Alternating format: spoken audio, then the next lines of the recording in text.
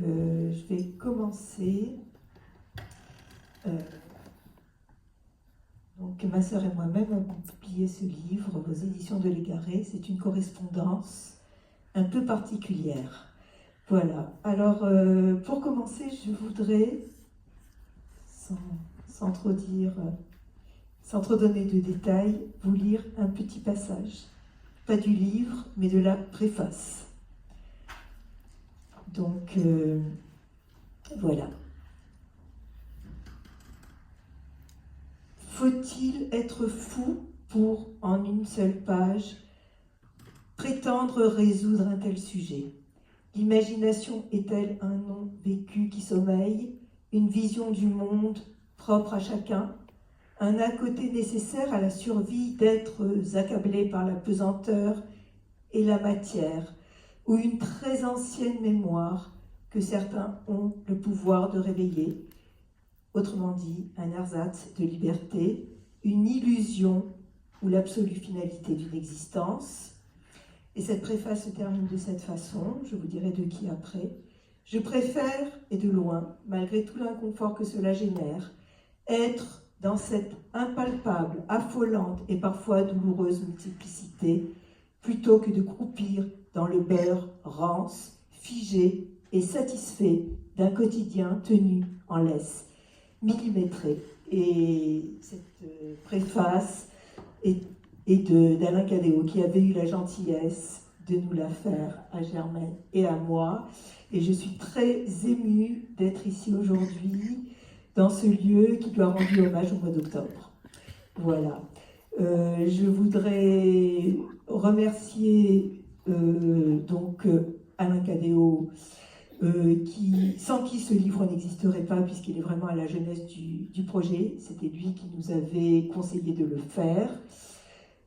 Michel Cadéot, qui est présent dans cette salle, qui l'a lu à son frère à haute voix entièrement.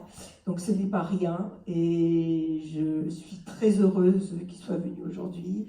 Je veux remercier Jean-Claude Gross, parce qu'un livre n'existe que lorsqu'il est publié, et ce livre a été publié. Donc merci Jean-Claude.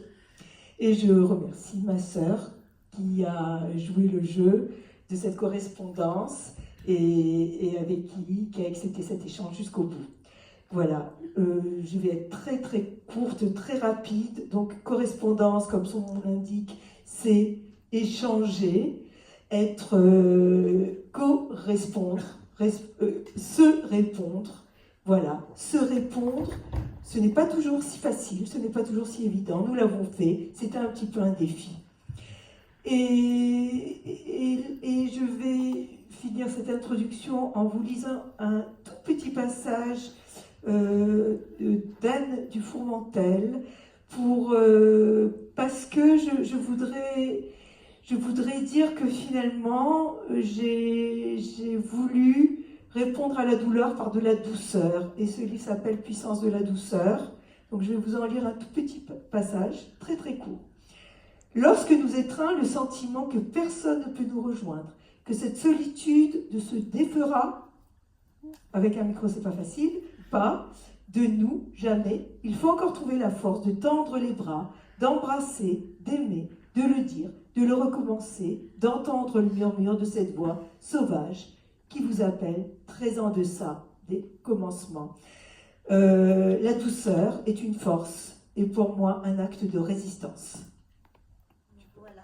Donc, merci à ma petite sœur. Alors, donc, le premier texte. Le micro. Excusez-moi, oui. Voilà, vous m'entendez? Oui. D'accord, donc je dis merci pour Patricia. Je commence par un premier texte, une première lettre que nous avons fait. Alors, c'est le 22 juin 2022. Oui, papou, ma chérie, le bienfait attendu dans le désarroi est presque équivalent, léger ou lourd, pour amoindrir une souffrance physique, jusqu'au climat où transpire cette bouée de sauvetage que tu m'offres pour ne pas couler, présentant le bénéfice de l'idée, et pourquoi pas, quant à sa réalité, dans le dérèglement par soi-même, où l'outrage est implicite, et le harcèlement en l'idée l'est tout autant que si nous prenions le cap d'une vérité offensé pour intenter un procès fictionnel et fictif à quelqu'un qui se cache et malin à identifier, puisque nous le connaissons qu'en parenthèse, vraiment pour le gifler de sa mauvaiseté. Je suis, petite sœur, dans un profond mal-être, en dépit des soins prodigués. Merci, Papou, de me permettre de bâtir notre lien salvateur et authentique. Je t'embrasse, ma chérie. Bye. Ma réponse du 25 juin 2022. Ma chère Bailly, pour repousser le mal-être, il faudrait plonger dans l'eau rafraîchissante des souvenirs jusqu'à habiller d'un voile pudique la douleur physique et diluer aussi la souffrance en introduisant de la beauté dans chaque interstice de son existence. Si Dieu et le diable se dissimulent tous deux dans les détails, il existe peut-être, qui sait, une porte secrète conduisant là où ni le lourd ni le léger ne s'opposent, là où les deux pôles parviennent à se rapprocher sans pour autant neutraliser leurs forces respectives. Le peuple aux pieds légers nous a enseigné la voie initiatique comme chemin d'accès à la vérité des choses. Tu sais cela et connais la force contenue dans un message transmis ou à transmettre. Et c'est sans doute à cet endroit précis que toi et moi nous rejoignons, là où le lien défait les nœuds pour un tressage sublimé. Je t'embrasse avec toute ma tendresse. Papou. Le 29 juin 2022. Ma chère Papou, mon mal-être est constant et je n'ai de souvenirs qu'épisodiques pour le confondre d'un voile têtu. La beauté, oui, j'y crois comme à une esthétique absolue qui est ma marque de tangible. Et je suis au fil le lien de tout ce que j'aborde pour m'émanciper de mes nœuds comme une vérité de beauté première. Mais à quel lieu sont-ils qui nous repéraient à faire ou défaire? Et qu'est-ce donc ce peuple aux pieds légers qui, malgré tout, s'enracine quelque part pour prendre une amplitude et vaguer au doux plaisir de cela que je ne connais pas, si peu voyageuse, puisque ma vérité vagabonde et surtout à mon idée. Je t'envoie douce Papou en tes avancées vers où il me convient de te ressourcer et t'agrandir de rives insoupçonnées à la conquête des lieux et de délicieux amis, quand cela peut-être aussi je peux m'ouvrir et faiblir. Je t'embrasse, Papou, ma chérie. Belle. Réponse du 2 juillet 2022. Ma chère Bailly, je me suis endormie avec en tête les mots de ta lettre, trouvée hier et lue après une journée forte en émotions. Au réveil, j'avais dans la tête non pas des mots, mais des formes qui, différemment agencées, pouvaient nous représenter un cercle dans un carré dans un cercle. J'ai pensé, je crois, qu'on ne choisissait pas la douleur ou la félicité. La souffrance s'impose comme un carré délimitant le cercle des possibilités initiales. Le bonheur se gagne comme on grignote les angles du carré pour accéder au cercle magique, cosmique et sans angle. Tu étais, toi, le cercle dans le carré, et j'étais, moi, le carré dans le cercle. Qui décide des formes, de leur agencement? Que faisons-nous de ce qui nous est initialement donné? Pourquoi certains souvenirs sont-ils enjolivés et d'autres noircis? Et pourquoi le même vécu est-il si différemment perçu par deux personnes ayant eu la même famille, ayant partagé le même quotidien? Si tu es capable de percevoir ma façon de claudiquer parfois maladroitement vers le cercle de la liberté, je peux aussi imaginer la douleur que tu ressens à rester plombé dans le trou noir du mal-être, malgré les semelles de vent qui t'invitent en permanence dans la légèreté des hauteurs. Notre affection mutuelle ouvre la voie à une représentation globale qui ne devrait jamais être clivante.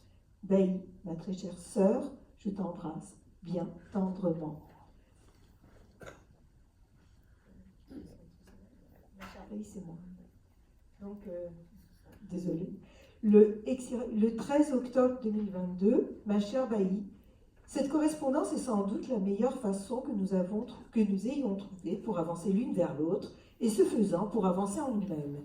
Et avancer, c'est tenter de comprendre l'autre, au-delà de ces mots plaqués qui, à force d'utilisation arbitraire, finissent par se vider de leur sens. Correspondre, c'est apprendre à aimer la personne qu'on a choisie comme complice, celui ou celle qui partagera nos confidences, celui ou celle qu'on tentera de comprendre, au-delà de toute communication stéréotypée. Mais l'écriture est sournoise. Contrairement au message oral, la forme peut détourner du fond. Et le danger réside aussi dans la capacité de fixation des mots qui, une fois écrits, peuvent enfermer de façon radicale, implacable. On dit folie, on dit raison, on dit santé, on dit maladie. Peut-on être raisonnable dans la poésie? Le doit-on? La poésie est-elle folle lorsqu'elle propose une autre vision du monde? Tenter d'interpréter la poésie n'a pas de sens. Car si la psychanalyse est à l'affût d'indices pour comprendre l'individu, la poésie, tout au contraire, va chercher ses vérités dans les soubassements du monde. Alors y a-t-il une forme à privilégier pour bien correspondre? Peut-être celle qui permet, au-delà de tous les clichés, d'offrir une forme qui ne masquerait pas le fond, autrement dit, de privilégier une forme qui proposerait un message de tendresse dénué de toute volonté de séduction, comme si on touchait vraiment avec quelques mots. Mais y parvenir est un bien long chemin dans lequel j'essaie, lettre après lettre, de te rejoindre.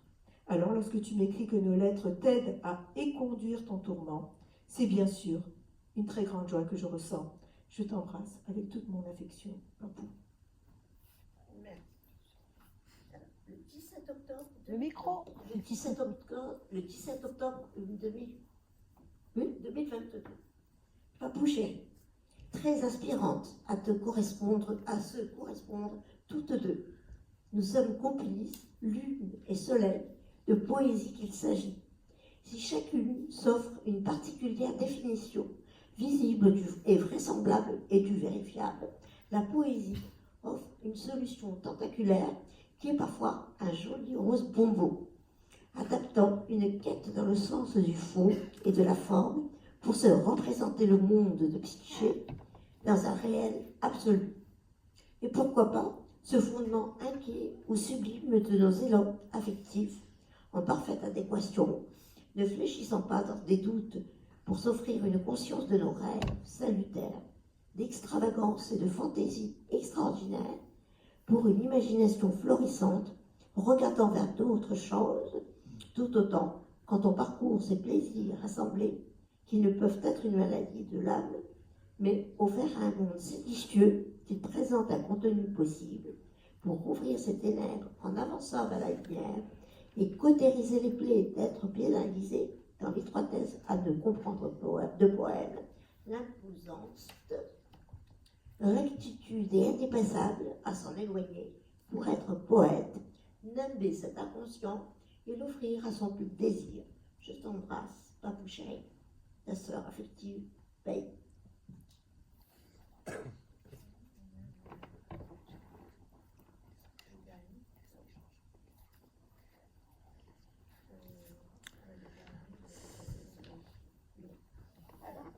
Le 8 mars 2023.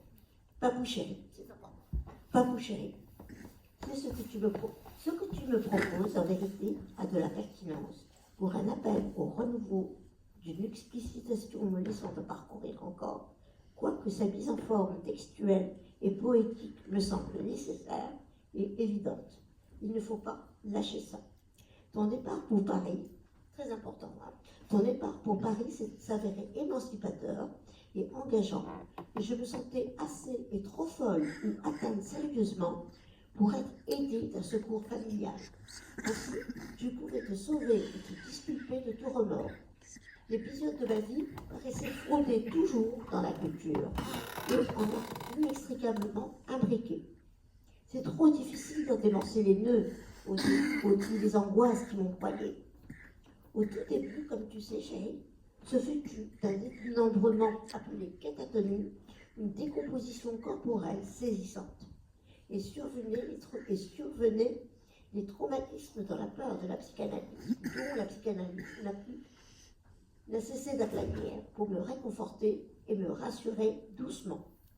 Je te révèle en dormant alors que mes draps se déchiraient pour arborer une hallucination visuelle en même temps dehors que le coup de foudre au-dessus et des bottes de Sainte-Leu par terre dans le chaos irréfragable à entendre. Je ne pouvais m'attendre ni ne supposer de vivre le commencement de l'enfer. En attendant la suite et ton retour épistolaire, voilà, je t'embrasse, papa chéri, ta sœur, j'espère, de communiquer et t'en dire plus. Bye. Le 11 mars 2023, ça sera la dernière lecture. Ma chère Bailly, ta dernière lettre m'a extrêmement touchée dans ton acceptation faite de revisiter pour moi tes démons, de t'y confronter, au risque de les voir réapparaître au détour d'une évocation. Y a-t-il plus grande preuve d'amour que ce partage? Et aussi cette excuse faite à mon absence, alors que tu te débattais seul contre les fantômes innommables de l'adversité.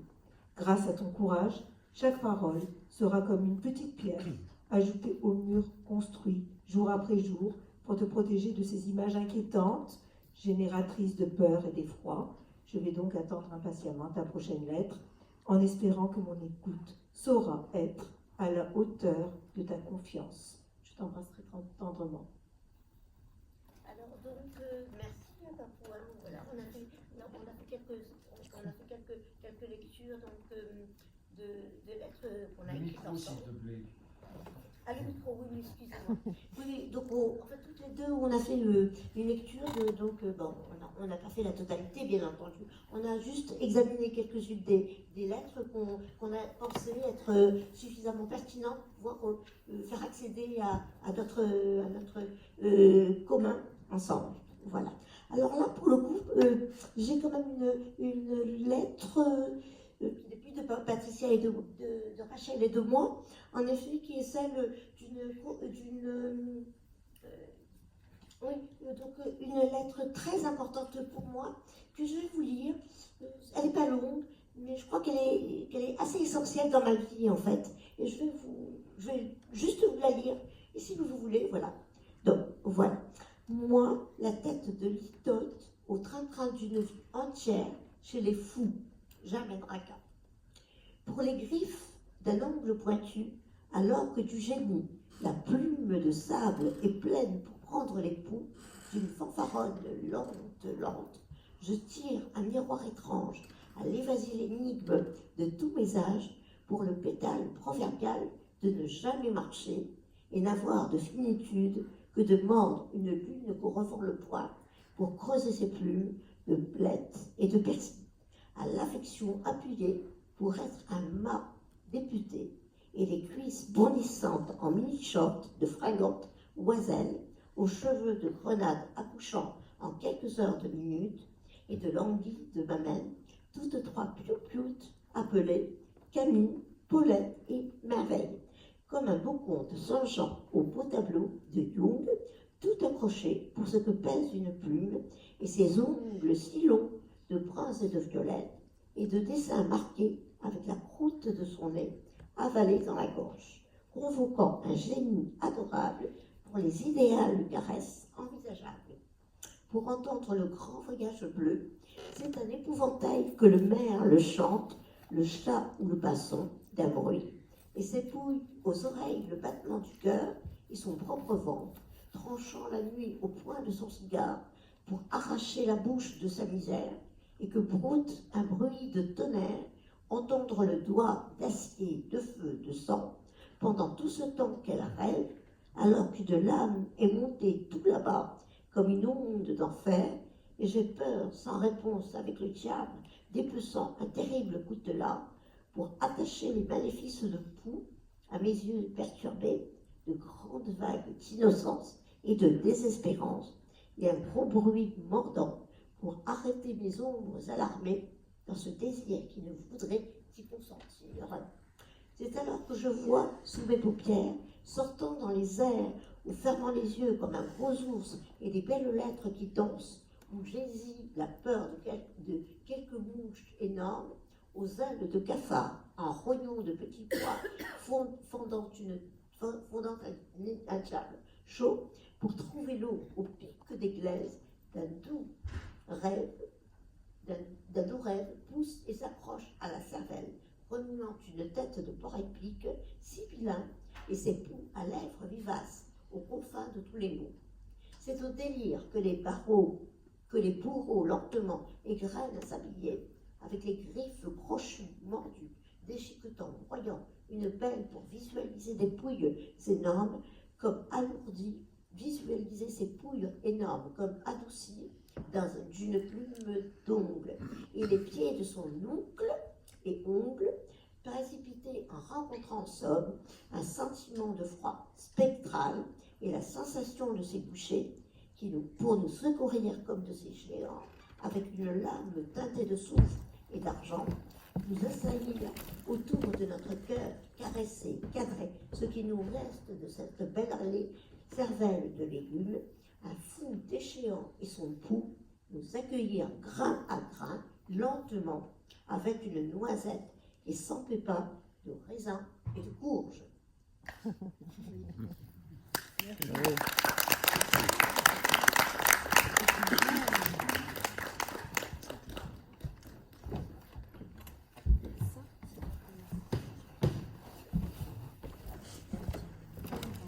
Bon, merci à Germaine et à Patricia. Je signale qu'il y a trois œuvres de Germaine qui sont accrochées là-bas, et elle a fait des livres donc uniques. Il y en a un très gros qui est là-bas et deux qui sont ici que vous pourrez consulter. Ce sont des œuvres assez remarquables. Voilà. Là maintenant, on va écouter J. St. James.